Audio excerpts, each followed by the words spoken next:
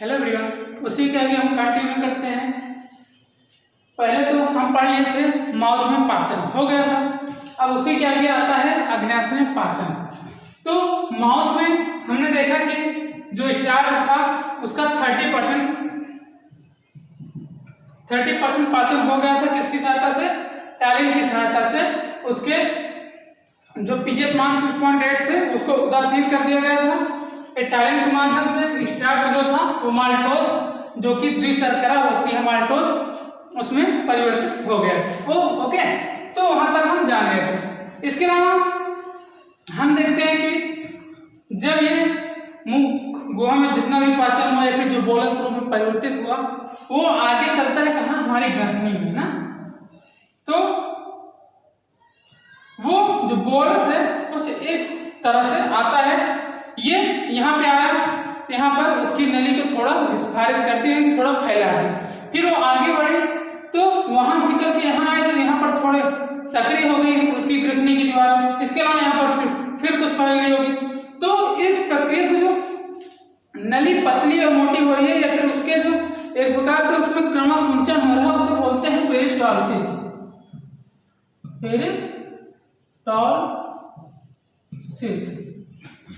इस गति को क्या बोलते हैं? पेरिस्टालसिस, जो कि हमारे ग्रसनी की भित्तियों पर लगता है, अर्थात क्रमकुंचन गति के द्वारा भोजन हमारे आमाशय में पहुंचता है। ओके, जब गुहा में पाचन हुआ या फिर वहां पर बोलस के रूप में परिवर्तित हुआ तो वो आगे किस प्रकार से आती है? क्रमकुंचन होता है जिसके द्वारा वो आगे स्थानांतरित होती है और आकर कहाँ खुलती है? हमारे आमाशय में। अब आमाशय में खुलने से पहले उसमें एक अवरोधनी कार्य करती है। अवरोधनी यहाँ पर कुछ इस तरह होती है, हम आपको पहले भी बता चुके हैं। ये भोजन यहाँ पर जो अवरोधनी होती है वो अवरोधनी होती है जठरग्रसिका। जठरग्रसिका अवरोधनी।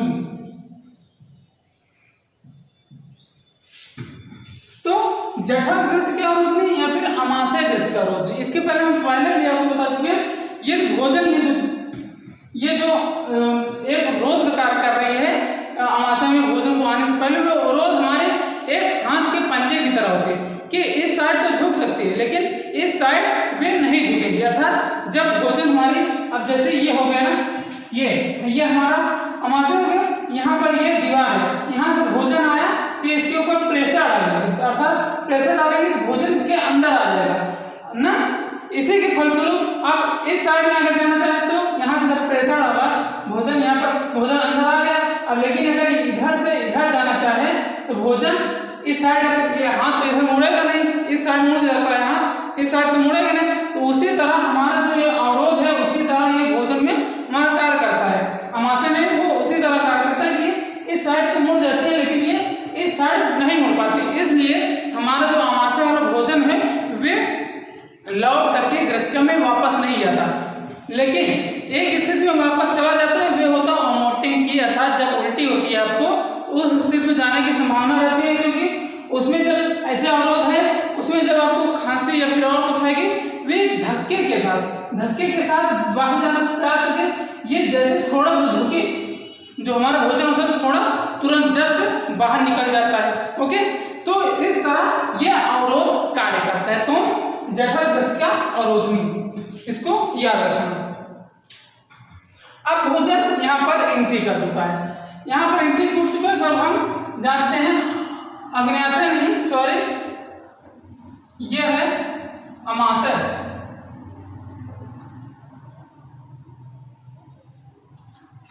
ध्यान रखना, यह आमाशय में पाचन हो रहा है। तो ये जठरग्रसिका के द्वारा भोजन अंदर आया और भोजन के अंदर आने के पश्चात अब आमाशय के म्यूकोसा में 3 प्रकार की ग्रंथियां होती है। इसके बारे में जानते हैं कि म्यूकोसा स्तर आपको पहले ही बता चुके हैं। जैसे आपको बताया था आहार में मुख्यतः 4 प्रकार की लेयर पाई जाती है। सबसे बाहर क्या होता है? सिरोसा, फिर उसके अंदर मैस्कुलरिस, फिर उसके अंदर सबम्यूकोसा, फिर उसके अंदर क्या होता? म्यूकोसा। तो म्यूकोसा जो कि सबसे अंदर की परत होती है उसमें कुछ जठर ग्रंथियां पाई जाती हैं। जठर ग्रंथियों में 3 प्रकार की मुख्यतः उनमें कोशिकाएं पाई जाती हैं। वे कोशिकाएं होती हैं श्लेष्मग्रीवा कोशिका जिससे म्यूकस का स्राव होता है, एवं पेप्टिक या मुख्य कोशिका जो होती है जिससे पेप्सिनोजन या फिर जिसे बोलते हैं प्रोएंजाइम पेप्सिनोजन का स्राव होता है। इसके अलावा होता है ऑब्स्टेंसिक कोशिकाएं जिसके द्वारा स्राव होता है HCl व NACH कारक। यहाँ पर एक देखना, ये जो होता है विटामिन B12 के लिए, विटामिन B12 के अवशोषण में ये सहायता करता है।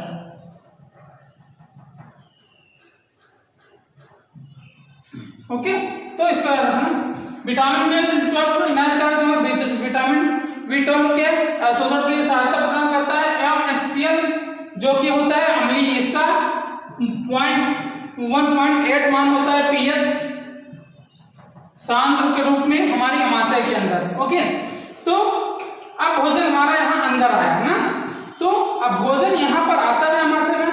अमाशय में लगभग 4 से 5 आवर भोजन अमाशय में 4 से 5 घंटे उपस्थित रहता है, अर्थात भोजन यहाँ से आने के पश्चात यहाँ पर पाचन होने के लिए या मिक्स होने के लिए, अम्लीय मात्रा में होने के लिए ये 4 से 5 घंटा हमारे अमाशय में रहता है। और अमाशय में चूंकि 4 से 5 घंटा है, तो इसमें जो दीवार है इनकी दीवारों से, इनकी भित्तियों से अम्लीय रस निकलता है जो कि हमारे भोजन को पूरा अम्लीय मिक्स कर देते हैं, जिसे हम बोलते हैं काइम।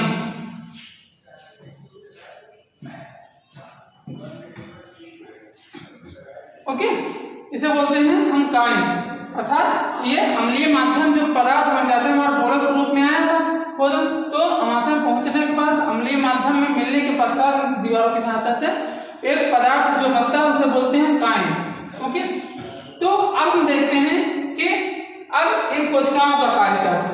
इन कोशिकाओं का कार्य यह था, ये जठर ग्रंथियां जो हैं जठर रस का स्राव करती है, मुख्यतः एक गैस्ट्रिन पदार्थ होता है जिसकी सहायता से प्रेरित करती है जठर रस के स्राव को। किसको प्रेरित करती है? जठर ग्रंथियों को, ताकि वो जठर रस को स्रावित कर सके। वो क्या होता है? गैस्ट्रिन, इसको याद रखना। तो गैस्ट्रिन का स्राव हो गया। तो अब ये जो 3 प्रकार की कोशिकाएं हैं इसके बारे में समझते हैं। पहला म्यूकस का स्राव। म्यूकस का स्राव होता है हमारी इनकी भित्तियों के अंदर जो कि होता है श्लेष्मग्रीवा कोशिकाएं। ये भोजन को चिकनाहट प्रदान करती हैं एवं श्लेष्म में युक्त बनाती हैं। ओके, इसके अलावा जो सेकेंड मुख्य कोशिका होती है वह होती है प्रोएंजाइम पेप्सिनोजन। ये दोनों कोशिकाएं मुख्यतः एक साथ कार्य करती हैं। इसको ध्यान रखना कि जो प्रोएंजाइम पेप्सिनोजन है ना, समझ में आ रहा है ना भाई? तो देखो, प्रोएंजाइम पेप्सिनोजन वे मिलती हैं किससे? HCl से। HCl से जब वो मिलती हैं तो बनाती है पेप्सिन। क्या बनाई? पेप्सिन। प्रोएंजाइम पेप्सिनोजन HCl के संपर्क में आने से बनाती है एक प्रोटीन अपघटनीय एंजाइम का नाम क्या है? पेप्सिन। अब ये पेप्सिन जो कि हमारे अमाशय में उपस्थित भोजन के प्रोटीन का पाचन करती है, अर्थात हम कह सकते हैं कि ये अमाशय में उपस्थित प्रोटीन अपघटनीय एंजाइम है। ओके, क्या बोल सकते हैं? Protein अपघटनीय enzyme. पेप्सिन जो है भोजन में उपस्थित प्रोटीन को पेप्टोन्स में बदल देती है, या फिर बोल सकते हैं पेप्टोन्स में या फिर पेप्टाइड्स में ना। तो ये जो पेप्सिन होता है वे हमारे पेप्टाइड्स को प्रोटीन को पेप्टोन्स या पेप्टाइड्स में बदल देती है। ये मुख्यतः प्रोटीन अपघटनीय एंजाइम होता है, उसका नाम क्या है? पेप्सिन। इसको याद रखना। एक बात और कि हमारे शरीर में एक वयस्क मनुष्य में होता है पेप्सिन प्रोटीन अपघटनीय एंजाइम, लेकिन बच्चों में क्या होता है? बच्चों में होता है प्रोटीन अपघटनीय एंजाइम रेनिन। इसको याद रखना कि जो बच्चों में प्रोटीन अपघटनीय एंजाइम होती है वो रेनिन होती है, अर्थात बच्चों में जो दूध पाया जाता है उनमें उपस्थित जो प्रोटीन होती है उसका पाचन किसके द्वारा होता है? इनके अंदर रेनिन एक एंजाइम होता है, रेनिन के थ्रू प्रोटीन का पाचन होता है बच्चों ओके, अर्थात नवजात शिशुओं में। इसके अलावा एक दिमाग में आ रहा होगा कि ये जो पीएच मान इसका 1.8 है HCl का, ये इसका कार्य क्या रहता है? इसका कार्य मुख्यतः ये रहता है कि पेप्सिन का जो अम्लीय माध्यम होता है ना, ये उसके मेंटेनेंस को बनाए रखता है, अर्थात उसकी अम्लीयता को वो बनाए रखता है। कितनी पीएच की सहायता से होती है? 1.8। अब जब 1.8 है ये, जिसको हम अपने इस त्वचा पर डालें तो जला भी सकती है, क्योंकि पीएच मान इतना होने के कारण, 1.8 केवल होने के कारण इतना वो सांद्र होता है कि हमारे चमड़ियों को भी, अर्थात हमारी त्वचा को भी जला सकते हैं। तो हमारे दिमाग में आता है कि जब ये इतना कठोर है, यानी कि इतना घातक हो सकता है, तो ये जो भित्ति होती है अमाशय की भित्ति, इसको क्यों वो जला नहीं देती है, फिर डिस्ट्रॉय नहीं कर सकती देती ना। तो ये बात मेरे दिमाग में आता है ना कि पीएच इतना शांत होने के बावजूद हमारी जो अमाशय की भित्ति है उसको क्यों जला नहीं पाती, अर्थात उसे क्यों घटित नहीं कर पाती। तो उसका कारण यह है कि भले ही HCl इतना ज्यादा सांद्र है, यानी सांद्र है, लेकिन उसमें कुछ उपस्थित हैं श्लेष एवं बाइकार्बोनेट श्लेष।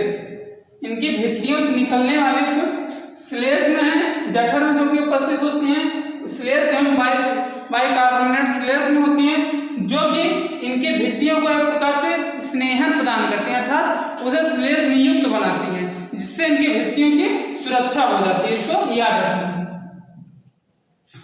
इसके अलावा जठर ग्रंथियां थोड़ी मात्रा में लाइपेज का भी श्रवण करती हैं, जो कि एक प्रकार से एंजाइम होती है। ओके, इसके आगे अब हम पढ़ेंगे इसके आगे वाले पार्ट का पाचन, जो कि होगा मुख्यतः आत्मपाचन। ओके, ठीक है, यहाँ तक अच्छे से अध्ययन करो, फिर नेक्स्ट लेक्चर मिलते हैं। Thank you.